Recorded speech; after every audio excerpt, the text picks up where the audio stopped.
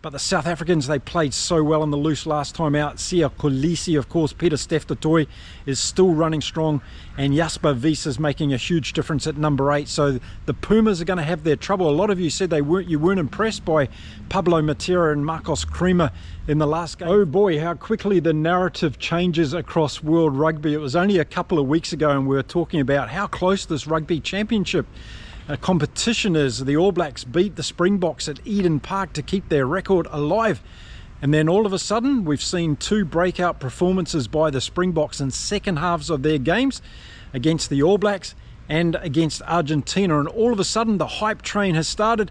The Springboks are world beaters and no one can touch them. It's just incredible how this game goes. So let's go and sit down in the park and talk about whether or not this hype train around the Springboks is valid or not, ahead of their game against Argentina tomorrow at Twickenham in London, and I'm going to talk about the game as well.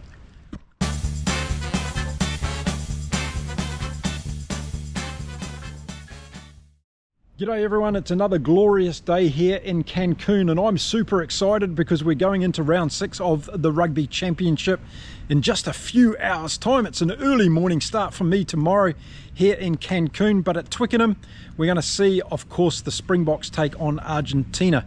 Is it a home game for the Springboks? A lot of people are talking about that. I'm sure there's going to be a lot of Argentine fans at the game as well, but I'm sure they're going to be outnumbered by all of the South Africans that live in the UK. Now, I did a video the other day about the Springboks team, so I'm not going to go through that team again, but I will make mention of it in this particular video because I'm going to talk about Argentina and the team that they've picked.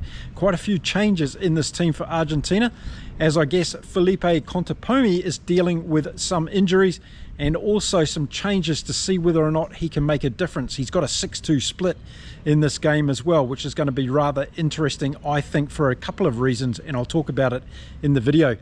But as I said in the beginning, there's been a huge hype now around the Springboks because of these 2 breakout performances in second halves of their latest games against the All Blacks, of course, in Wellington, and then they backed it up with that second half performance against Argentina last week in South Africa and Durban. So what do we think? What do I think? What do I think's happening with the Springboks team? Well, they might be just hitting their marks and they might be coming good, but I think this game tomorrow is going to tell us a lot whether or not the consistency factor is there. I know a lot of Springboks supporters are going to say, yeah, Rassie's been planning this and he was just going to come home strong at the back end of the Rugby Championship. It's all part of the major plan that Rassie's got. Well, okay, well, if you believe that, that's all good and said. But what are they going to face tomorrow against Argentina? Well, let's have a look at the team that Argentina are putting out, and there's quite a few changes that we need to talk about. Now, there's going to be challenges for Argentina right across the park in this game, but it's going to be up front where their biggest battle is going to be. And if we have a look at the type 5 that Felipe Contepomi has actually chosen for this game, we're going to see Vivas again, Montoya and Sclavi in the front row. Guido Petti along with Rubiolo is going to be the 2 locks, and I think this is where the biggest challenge is really going to lie for the Pumas. They're going to have to try and control the scrum against the Springboks. We've got Oxenchair back in the Springboks team this weekend, and that's going to be an enormous factor, I believe, in this particular game. And then the lineouts, that's going to be another big factor, isn't it, in the game with Etzebeth and Norkier up against Petti and Rubiolo. I'm expecting South Africa to do better. They were very disruptive, weren't they, against Argentina in that last game in Durban. I expect to see a lot of that again at Twickenham tomorrow, and if the weather is poor, as many are suggesting it's going to be, then that type 5 battle is going to become even more important. But it's in the loose forwards that I think the Pumas are going to face their biggest challenge. They're going to have Matera, Crema and Crondona in the back 3, and they're missing Oviedo, who's going back to the bench for this particular game, and that's a bit of a strategic play by the coach as well. But the South Africans, they played so well in the loose last time out. Sia Kolisi, of course, Peter Steftotoy is still running strong, and Jasper Wiese is making a huge difference at number 8. So the Pumas are going to have their trouble. A lot of you said you weren't impressed by Pablo Matera and Marcos Krima in the last game from the Pumas. A lot of Argentine fans said that on my channel. Well, let's hope they have a better game this weekend, because it's going to be a very, very important part of their game. Now, last time out, we saw that unfortunate accident to Garcia, who went off with that injury. So he's not going to be at halfback this week for the Argentines. And we're going to see Benitez Cruz come in there, who's usually the replacement halfback off the bench. And then we've got a really interesting development at number 10. Albanos, of course, Tomas Albanos is injured for the Pumas again.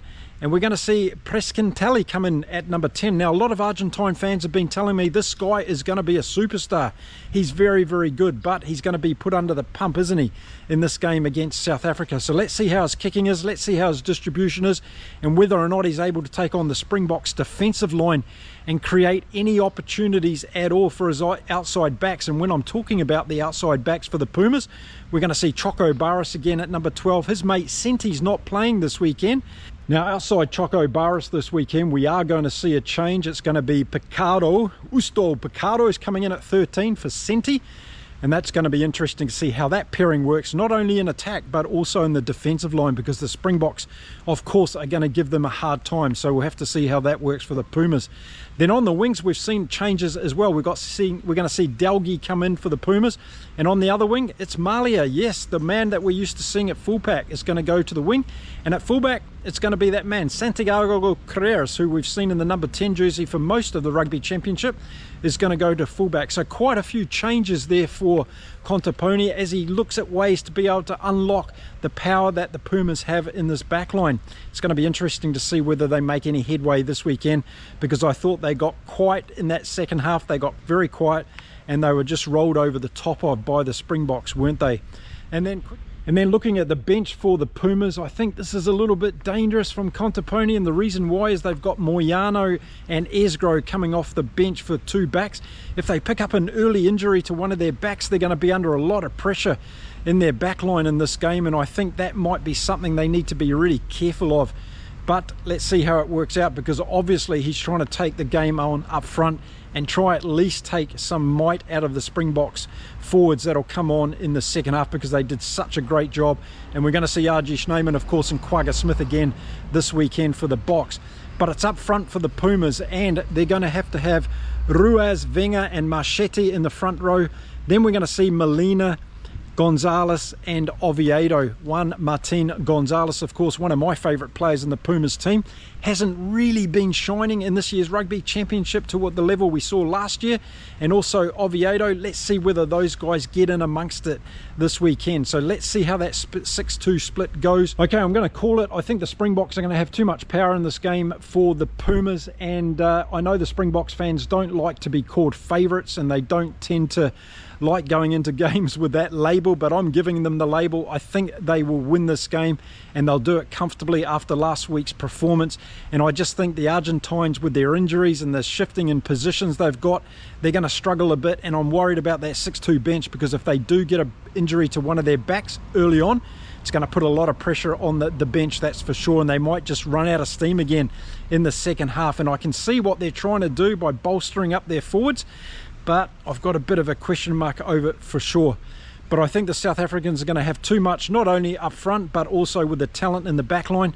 Perhaps don't expect the same level of brilliance from Sasha Feinberg and Gomezulu this weekend, but look for the South African backs in general, again, as a team to unite and really take it on. Maybe we'll see a fantastic performance from Kanan Moody this weekend, and he'll run in a couple of tries. Or we might see something fantastic from Damian Willemser as well. It could be any of the Springboks backline, that's for sure, in this particular game. Now, if it is wet, windy and nasty in London tomorrow, then I expect the Springboks won't have any trouble with that. I think they'll kick penalty goals to keep themselves in the front, but I think their forwards will wear down the Argentines over time, soften them up a little bit in the first half, and then let them have it in the second half. And it might be just some brilliant plays again from their inside channels. Maybe Damien Deolandi's going to do a little bit different this weekend and be more of an impact for the South Africans on attack, as we know he's very, very good at defence.